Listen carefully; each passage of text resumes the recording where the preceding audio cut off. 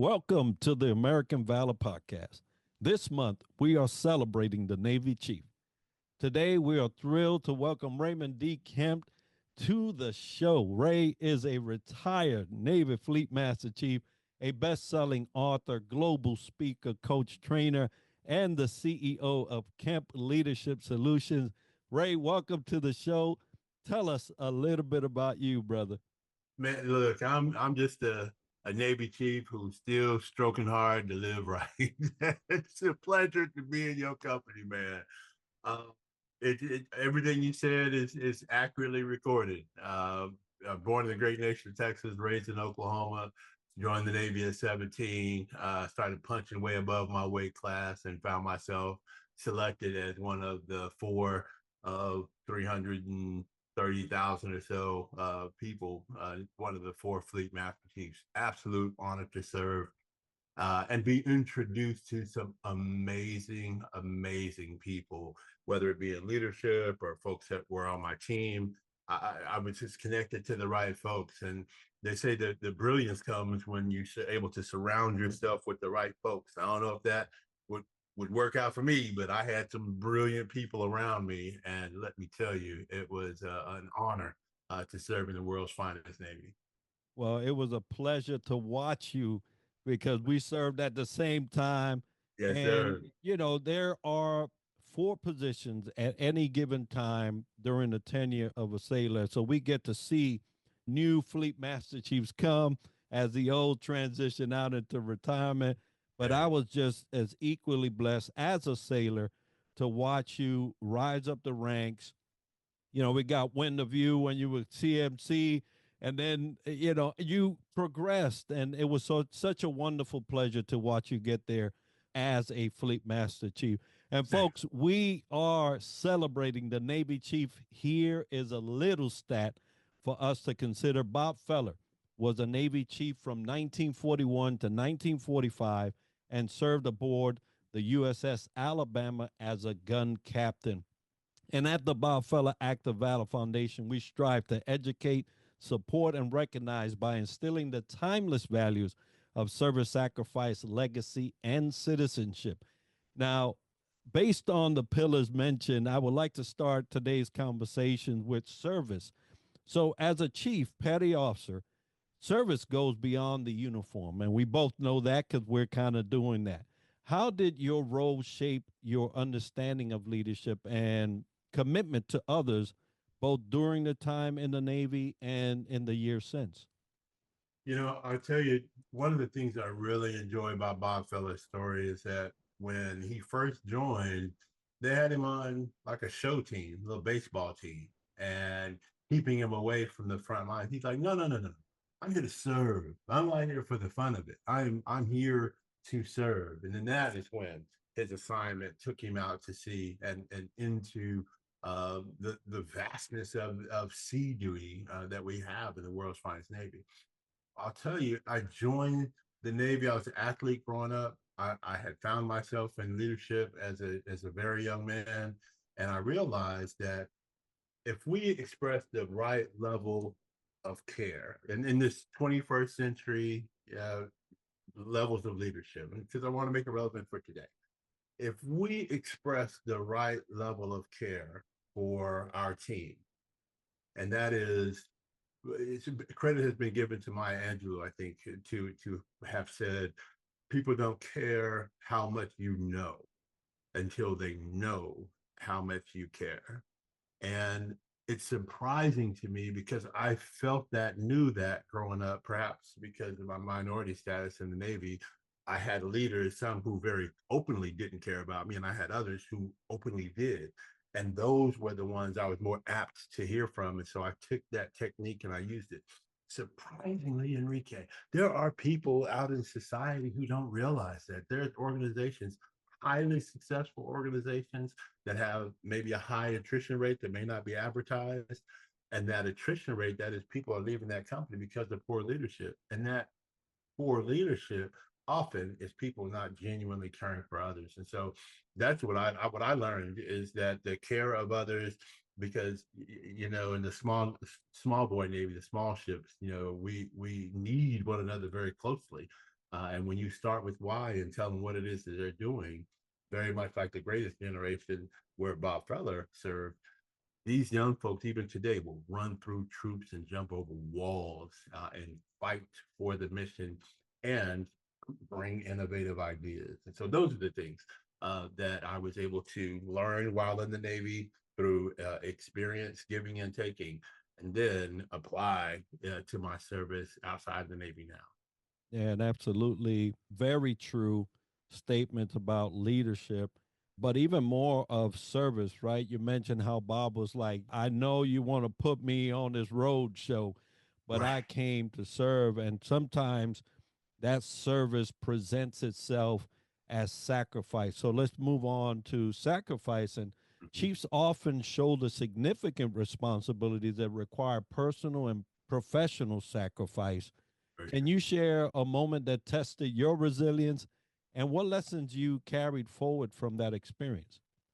You know, there was a period of time I served on board USS Kearsarge out of Norfolk, Virginia. And in the Gator Navy, those ships that embark Marines and Marine aircraft, there's lots of testing qualification that needs to be done. There was a span of time in 2008 where between March and August, I missed every Wednesday night Bible study. And we were not deployed. I mean, we might have been gone for a week here, 2 weeks there for Fleet Week, perhaps, but there it was not a deployment. We were out in and out so frequently that every night in that time span, I missed Wednesday night Bible study. One thing I would do during that very challenging time, and challenging because I mean, ships belong at sea, and sailors go out there with them. I got it. The thing, though, is what was challenging was to model excellence while enduring something that I was missing so much. Yes, family, wife, kids, the children needed me. Uh, but the real true fact is my crew needed to see what right looked like. And so the measure of sacrifice from home, the measure of sacrifice of time that it would take to express that level of care for our future warfighters was something that was more of a burden than I realized. And now, years and years later, as I talk to the children, I realized it wasn't just a burden and a sacrifice for me; it was for them as well. And so, for me, Enrique, and I know you know, yeah, getting underway is challenging, but for the chief to model that example and to create a psychologically safe environment for sailors to express the desire to understand more is super important. And that was a heck of a sacrifice I didn't even realize I was making. Yeah, and that sacrifice, almost the shouldering of, and also portraying like things are not wrong, right? Like nothing's going on, so that the sailor can have a balance of, hey, okay, I'm sheltered in this environment, although we are all out here for whatever amount of time doing such a service. And it's difficult at times to try to bring that out and also serve in the capacity of chiefs out there. But we do it and we do it and we shine. Now, that leads to legacy, because I know that all those sailors can today see you and say, hey, I'm here because what you did, right? So the Chiefs mess is known for passing down traditions and wisdom. How have you contributed to building a lasting legacy, and what advice would you offer to the next generation of Navy Chiefs? I'll tell you my most sincere hope and in the form of an offering to the those who are currently serving as capacity of chiefs, senior chiefs, or master chiefs is that they apply their authenticity to the work it is that they do. There is a number of sailors who've reached out to me and or called or sent a direct message via social media, or perhaps I saw them as I continue to speak at events that I get invited to, who will say, "Man, that day you said this, that day you treated me this way." So a sailor reached out to me not too long ago and said, "There's just no way I would be in the position that I'm in, selected for command master chief, if it hadn't been for the words that you offered." And I'll tell you, Enrique, when I encourage people to speak, to behave, and to treat people with their authentic self, then when those comments come, you may or may not remember, because you're not speaking to people to create, a yellow brick road. What you're doing is you're speaking to them out of the authenticity of yourself, and that in and of itself will create a legacy. And so I would encourage people not to seek to create a legacy, but instead to walk with those core values: the honor, courage, and commitment. And then if there is an opportunity that there is a big landing, then so be it.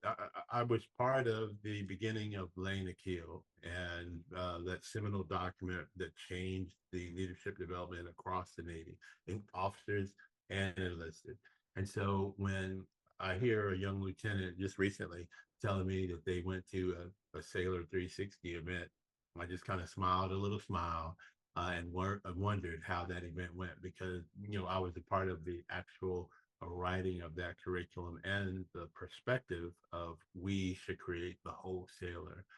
And so that was my personal contribution. But I will also say that there are people who are emulating you today. There are people who you served with you, who are walking the way you walk, talking the way you did, because of the example that you set. I like to remind people, we will plant trees that bear fruit that we'll never taste, but we should never belabor the planting. And so we should just do what we do when we do what we do, and let that be a legacy. Yeah, absolutely. Yeah, you mentioned sailors that in previous times have served. There's one sailor that continues to say, I always ask myself, what would Enrique do around this time, right? Yeah, And it's not just Enrique, but that leader that I had at the time that did things this way that ended up with good results, right? So, yeah, perfect way to sum up legacy. Now, both you and I served initially because we wanted to be good citizens, right? We wanted right. to serve our nation in a capacity that we were willing to sign up for. So after retiring from the Navy, many chiefs continue to serve their communities in impactful ways.